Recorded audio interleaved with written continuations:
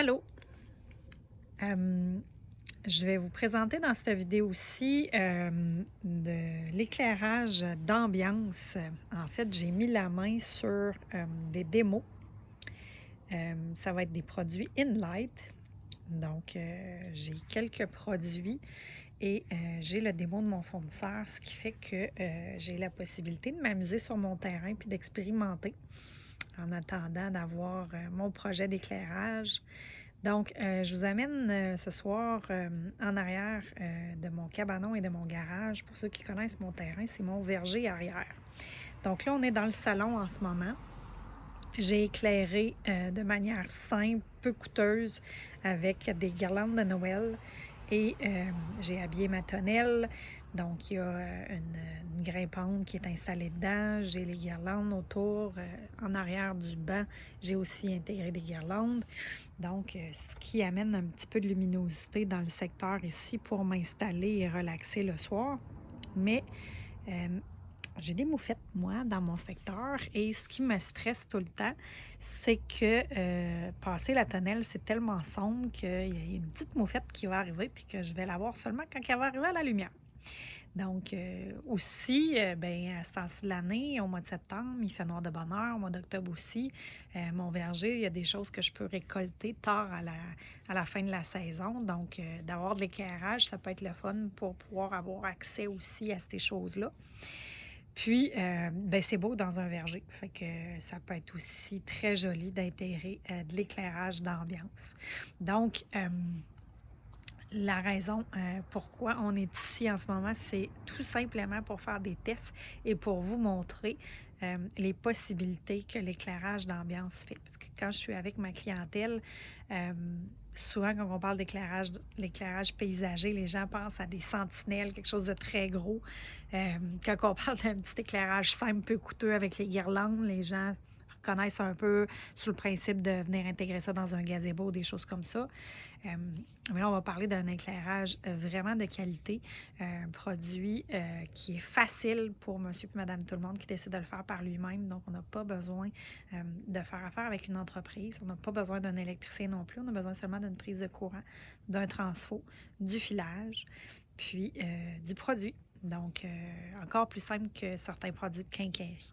Donc, je vous amène tout simplement dans le verger tranquillement. Puis, je vous amène à la noirceur. Puis après ça, je vais mettre la prise de courant. Je vais mettre le fil dans la prise de courant pour vous montrer qu'est-ce que ça fait quand on rajoute de la luminosité. Donc, je m'approche tranquillement, en espérant que ça ne bouge pas trop pour vous. J'arrête ici pour le moment, en espérant que vous voyez quand même bien. En bas, 2 secondes.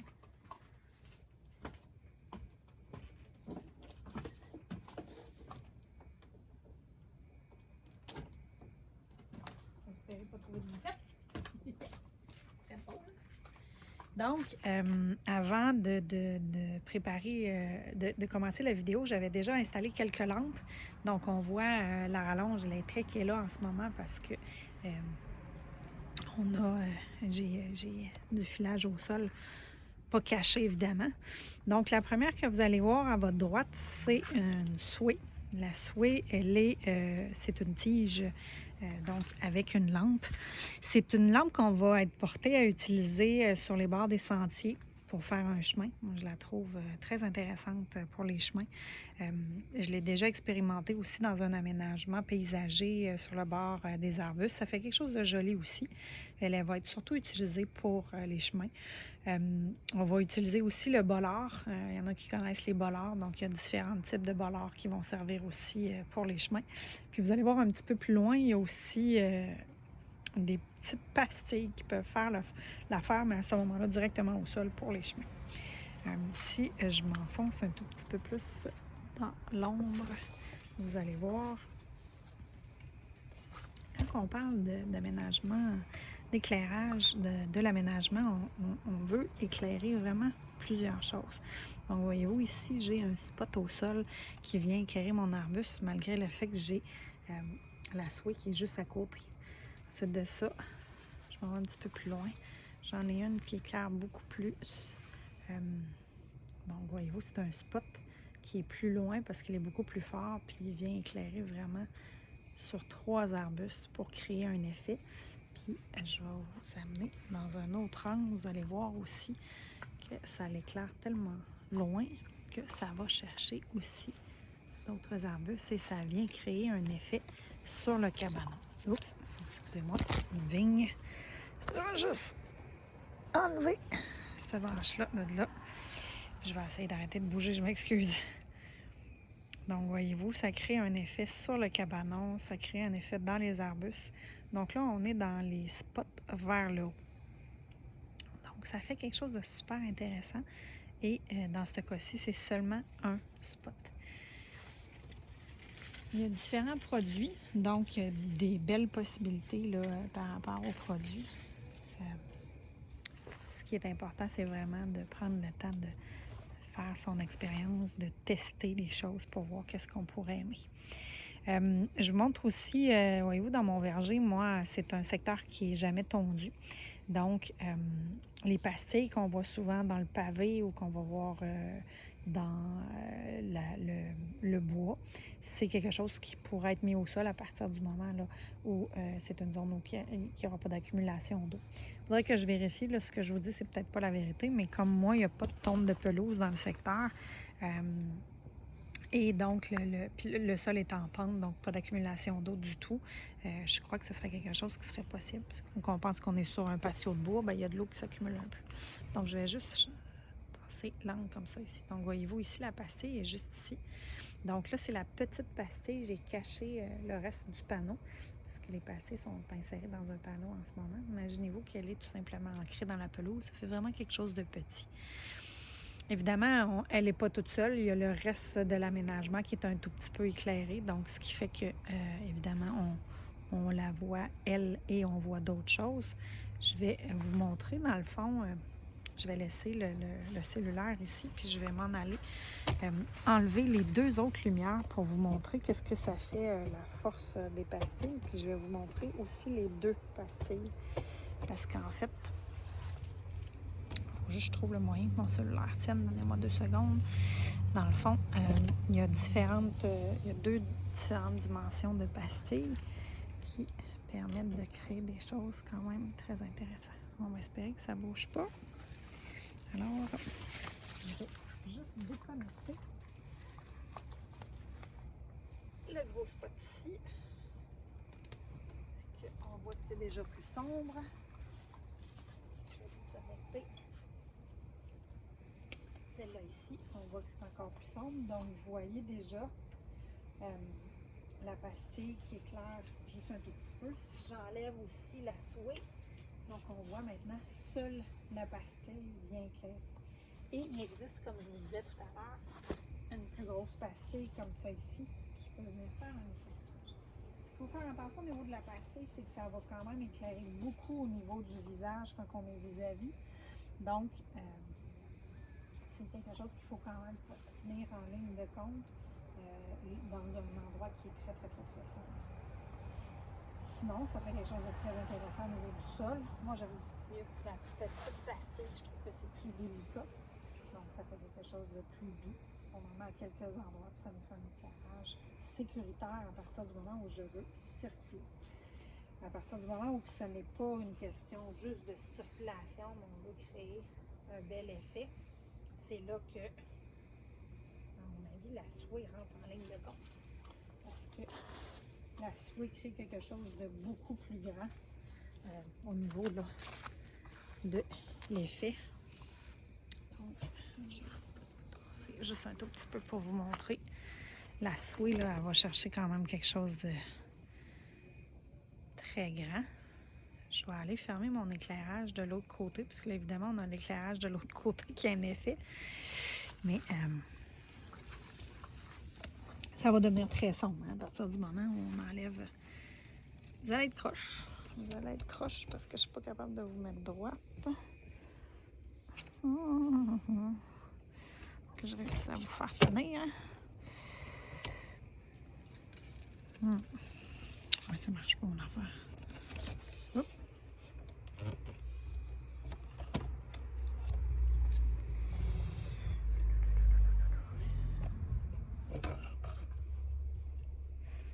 Bon, on On va laisser faire ce bout-là parce que je suis pas capable de trouver un spot qui va vous permettre de tenir.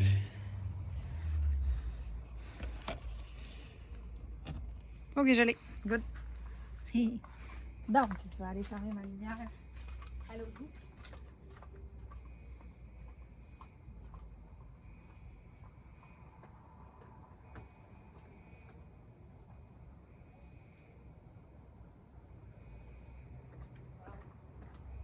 Même de loin, quand je mets pas mon éclairage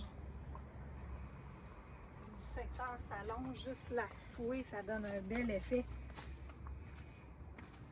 C'est vraiment joli. Et si on rajoute dans le fond le spot, il ne faut pas oublier une chose bien importante quand on fait de l'éclairage paysager, c'est l'impact de l'éclairage que j'ai autour. Donc que ça soit l'éclairage que vous avez au niveau de la maison, que ça soit le voisin, que ça soit la lune, que ça soit la rue. Donc tout ça a un impact sur l'éclairage d'ambiance que je vais créer. Donc, j'ai créé un effet comme ça ici, avec l'effet là. Encore une fois ici, avec l'effet sur le cabanon. Ça fait quelque chose de super intéressant. Et je vous amène de l'autre côté. Quand j'ai dit waouh, là, c'est vraiment parce que c'était waouh. Donc, on passe à travers la tonnelle. Je m'en vais dans le coin salon. Là, il n'y a plus de lumière dans le coin salon, là. Donc, quand je sors de la maison pour m'en aller dans le coin salon, ce que je vais découvrir en arrière, c'est ceci. Quand même wow, hein? Quand même assez wow. Je m'en viens dans un aménagement paysager, illuminé, qui vient me donner quelque chose de totalement différent.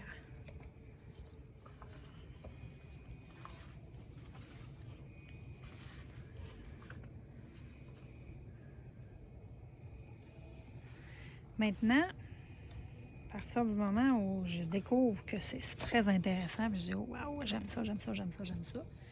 Le reste, c'est de s'amuser avec les lumières. Donc, exemple, le spot qui est ici, je vais tout simplement l'orienter de différentes manières pour voir des effets. À deux, ça se fait bien, hein? Parce qu'il y a une personne qui regarde, l'autre personne qui bouge. Peut-être que quelqu'un dit oh wow, ça c'est wow, wow, wow, wow. Donc on peut évidemment s'amuser en le positionnant de différentes manières.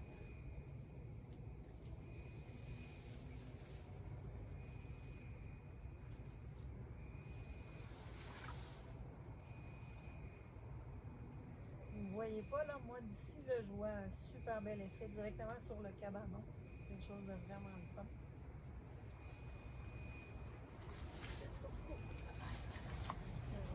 Ici, on va regarder vers là-bas. On a ça ici. Comme ça. Je vais faire la même chose avec les voisins. Il y a des lumières qui sont très fortes. Il y en a d'autres qui sont de plus faible intensité. Ce qui est important, c'est d'en marier plusieurs, hein, parce que mettre des 5 watts, à un moment donné, on va être limité au niveau de notre fil. Tandis que si je mélange des 0.2 watts, des 5 watts, plein d'affaires, c'est sûr et certain que je vais pouvoir m'amuser. Puis les gens, moi, quand je parle à mes clients, ils ont tout le temps peur qu'on fasse une piste d'atterrissage avec un éclairage. Et moi, j'ai fait quelques expériences, puis j'ai mis 4-5 lumières une à côté de l'autre. Puis à cause de l'effet de la lumière, puis de la différenciation de la lumière, puis tout le kit, bien, en réalité, là, ça crée vraiment un effet intéressant, malgré le fait qu'il y en a 5 dans l'espace de 5 pieds carrés. Là, regardez comment ça flash sur le cabanon ici. Ça fait vraiment quelque chose d'intéressant. Tout simplement parce que j'ai mis une lampe derrière l'arbuste et je l'ai envoyé vers le mur. Fait que ça vient créer des effets. Regardez, là, il y en a 3 dans un petit espace. Ça fait quelque chose de vraiment, mais vraiment très bien. Les 3 sont utiles dans cette zone-là. Fait que c'est important quand on commence un éclairage de travailler un secteur, travailler une zone, puis tranquillement, pas vite, s'en aller dans d'autres zones. La végétation va évoluer aussi, donc ça va avoir un impact. Ça, c'est important de tenir en ligne de compte. Puis de prévoir le coût du transfo en conséquence. Il faut se donner la possibilité que ça va évoluer, qu'on va se mettre à aimer ça, qu'on va avoir du plaisir à venir intégrer de l'éclairage, qu'on va devenir expérimenter là-dedans, puis qu'on va avoir la possibilité d'en rajouter au fil du temps. Donc, c'est ça qui est important. Voilà.